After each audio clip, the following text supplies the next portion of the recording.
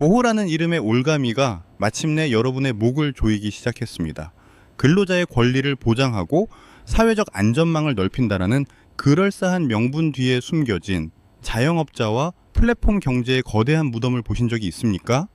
2026년 1월 20일 오늘 발표된 근로자 추정제 도입은 단순히 알바생에게 퇴직금을 주는 문제가 아닙니다.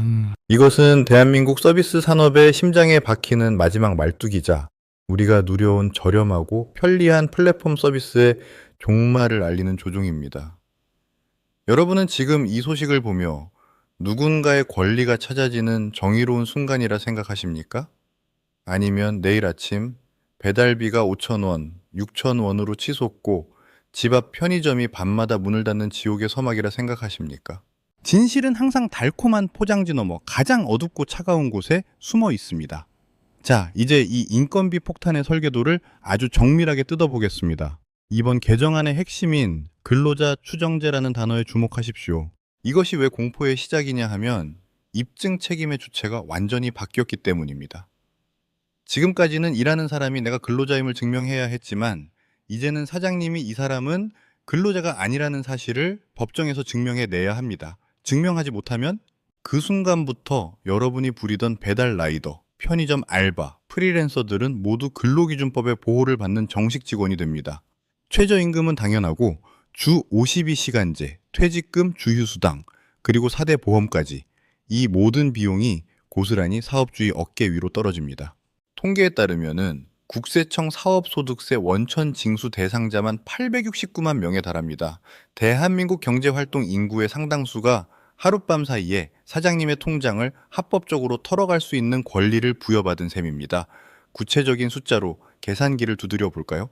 한국경영자총협회의 분석에 따르면 상시 근로자 사인을 고용하는 영세사업장이 이번 법 개정으로 연차수당과 연장 근로수당을 지급하게 될 경우 연간 추가로 부담해야 할 금액이 4,200만 원에 육박합니다.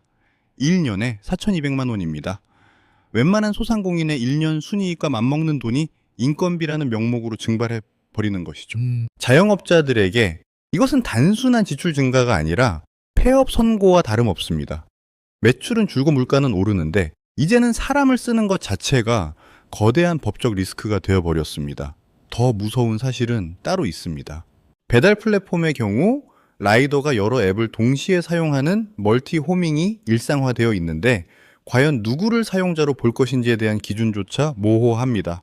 대기 시간까지 노동시간으로 인정될 경우 배달 앱들은 비용을 감당하지 못해 라이더 숫자를 줄일 것이고 그 피해는 고스란히 배달 지연과 배달비 폭등으로 소비자에게 전가될 것입니다. 자, 여기서 우리는 이 거대한 판의 모순을 읽어야 합니다. 정부는 왜 이 시점에 이런 무리한 입법을 추진하는 것일까요? 현재 2026년 한국 경제는 고환율과 고금리, 그리고 소비 절벽이라는 삼중고에 갇혀 있습니다. 서민들의 불만은 극에 달해 있고 이를 달래기 위한 가장 쉬운 방법이 무엇이겠습니까? 바로 기업과 자영업자의 주머니를 털어 생색을 내는 것입니다. 표심을 얻기 위해 경제의 모세혈관을 끊어버리는 이 잔인한 선택. 이것은 경제 정책이 아니라 정치적 생존을 위한 재물 공양입니다. 일하는 사람 기본법이라는 화려한 수식어 뒤에는 결국 스스로 일자리를 파괴하고 서비스 가격을 폭등시켜 전 국민을 하향 평준화된 가난으로 몰아넣는 거대한 음모가 도사리고 있습니다. 이것은 배달 라이더를 위한 법도, 편의점 알바를 위한 법도 아닙니다. 결국 모두가 일자리를 잃고 모두가 비싼 값을 치러야 하는 공멸의 시나리오일 뿐입니다. 시장의 반응은 벌써부터 냉혹합니다. 편의점주들은 이미 심야 운영 포기를 선언하고 있고 가족 경영 체제로 빠르게 전환하고 있습니다. 이제 밤 12시가 넘으면 담배 한 갑, 우유 한 팩 사기 위해 동네를 헤매야 하는 시대가 올 것입니다.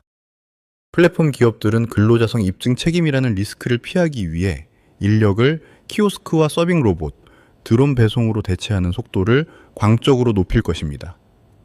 기술의 진보가 일자리를 뺏는 것이 아니라 가혹한 규제가 인간을 노동시장에서 쫓아내고 있는 형국입니다. 사람이 사람을 고용하는 것이 공포가 된 사회, 이것이 우리가 마주한 2026년의 느와르적 현실입니다. 부자들은 이미 자동화된 시스템 뒤로 숨어버렸고 가난한 이들은 이제 알바 자리 하나 구하지 못해 서로를 핥히는 처참한 광경이 펼쳐질 것입니다. 이 상황을 과거의 역사와 비교해 보십시오.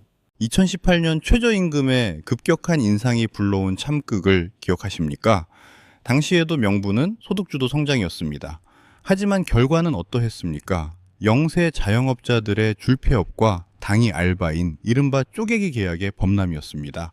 그때는 그나마 퇴직금 폭탄은 피할 수 있었지만 지금은 다릅니다. 이제는 단 1시간을 일시키더라도 잠재적인 근로자로 간주되어 사후에 수천만 원의 소송을 당할 수 있는 시대입니다. 미국의 캘리포니아주에서 시행되었던 AB5 법안이 플랫폼 기업들의 강력한 저항과 결국 시민들의 투표로 무력화되었던 사례를 주목하십시오. 전 세계가 플랫폼 경제의 유연성을 인정하는 방향으로 고민할 때 유독 한국만이 시대를 역행하는 쇠사슬을 채우고 있습니다. 리먼 사태 당시에는 금융 시스템이 고장났다면 지금은 노동의 가치와 고용의 정의 자체가 뒤틀리고 있습니다. 더 깊게 들어가 봅시다. 이번 입법은 결국 한국 서비스 산업의 갈라파고스화를 가속할 것입니다. 해외 플랫폼 기업들이 한국 시장을 기피하게 만들고 국내 기업들은 규제를 피해 해외로 자본을 유출하게 만들 것입니다. 인건비가 무서워 고용을 포기한 사장님, 일자리가 사라져 길거리로 내몰린 라이더, 그리고 배달비 만원 시대에 직면한 소비자. 이 비극적인 트라이앵글 속에서 웃고 있는 자는 누구입니까? 오직 법을 만들고 규제 권력을 휘두르는 관료들 뿐입니다. 그들은 자신들의 실적이 쌓이는 동안 서민 경제의 뿌리가 썩어가는 것에는 관심이 없습니다. 이것은 국가가 시장의 자정작용을 무시하고 강제로 수술대를 들이대다 환자를 죽이는 의료사고와 다름없습니다. 자, 이제 우리는 이 잔인한 생존의 전장에서 어떻게 살아남아야 할까요? 막연한 기대나 정부의 보완 대책을 기다리는 어리석음은 당장 버리십시오. 여러분이 반드시 확인하고 실행해야 할 5가지 핵심 생존 지표와 전략을 말씀드리겠습니다. 이 지표들이 움직이는 방향이 곧 여러분의 파산과 생존을 결정지을 것입니다. 첫 번째, 플랫폼 수수료와 서비스 가격의 연동 추이를 매일 확인하십시오. 이번 법안이 시행되면 배달 앱들은 라이더 비용 보전을 위해 수수료를 폭등시킬 것입니다. 만약 수수료율이 매출의 20%를 상회하기 시작한다면 그것은 플랫폼을 통한 영업이 독이 되는 순간입니다. 과감하게 오프라인 중심으로 회귀하거나 자체 배송 시스템을 구축하는 결단이 필요합니다. 두 번째, 자동화 기술의 도입 비용과 인건비의 임계점을 계산하십시오. 이제 키오스크나 서빙 로봇은 선택이 아니라 생존을 위한 필수 장비입니다. 렌탈 비용이 한 달 인건비의 절반 수준으로 떨어지는 지점을 놓치지 마십시오. 사람을 쓰는 리스크가 4,200만 원이라면 기계에 투자하는 1천만 원은 오히려 가장 저렴한 보험이 될 것입니다. 세 번째, 고용 형태의 전면적인 재편을 단행하십시오. 이제 모호한 프리랜서 계약은 당신의 목을 겨누는 칼날입니다.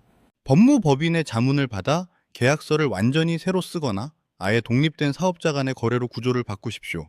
단 한 명의 알바를 쓰더라도 근로자 추정제에 덫에 걸리지 않도록 법적 요새를 완벽하게 구축해야 합니다.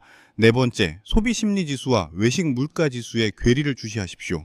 인건비 상승분이 가격에 반영되는 순간 소비자는 지갑을 닫을 것입니다. 매출이 줄어드는데 인건비만 오르는 구간에 진입했다면 그것은 사업장의 규모를 줄이라는 시장의 마지막 경고입니다. 욕심을 버리고 슬림한 구조로 전환하여 현금을 확보하십시오. 다섯 번째, 정치권의 입법 속도와 사법부의 판례를 추적하십시오. 오는 5월 이 법안이 국회를 통과하는 순간 시장은 대혼란에 빠질 것입니다. 대법원에서 플랫폼 종사자를 근로자로 인정하는 판결이 줄을 잇기 시작한다면 그때는 이미 늦습니다. 소송의 타겟이 되기 전에 미리 사업 구조를 정리하거나 리스크를 분산시키는 선제적 대응만이 살 길입니다. 여러분, 2026년의 경제는 더 이상 우리가 알던 상식이 통하지 않는 무법천지입니다. 보호라는 달콤한 속삭임 뒤에 숨겨진 칼날을 보십시오. 국가가 여러분의 경영권을 간섭하고 여러분의 지갑을 열어 생색을 내는 이 연극의 결말은 결국 모두의 몰락입니다. 하지만 위기는 언제나 준비된 자에게 기회를 줍니다. 남들이 인건비 폭탄에 비명을 지르며 쓰러질 때 냉철하게 자동화와 구조조정을 마친 자만이 이 어두운 터널을 지나 새로운 시대의 포식자가 될 수 있습니다. 지금 당장 여러분의 가게를, 여러분의 사업을 돌아보십시오. 혹시 아직도 사람의 선의에 기대어 경영하고 계십니까? 이제 선의는 법정에서 증거로 쓰일 뿐입니다. 차갑고 날카로운 계상이만이 여러분의 유일한 동료입니다. 870만 명의 잠재적 소송인단이 여러분의 뒤를 쫓고 있다는 사실을 잊지 마십시오. 이 지옥 같은 인건비 전쟁에서 살아남으려면 당신 또한 괴물이 되어야 할지도 모릅니다. 시간은 흐르고 있고 폭탄의 타이머는 이미 돌아가기 시작했습니다. 5월이 오기 전에, 그들이 여러분의 모든 것을 앗아가기 전에 여러분만의 방주를 완성하십시오. 비명 섞인 아우성이 세상을 덮칠 때 조용히 요새 안에서 다음 기회를 노리는 소수가 되시길 바랍니다. 상황은 절망적이지만 생존의 길은 분명히 있습니다. 이상 생존 느와르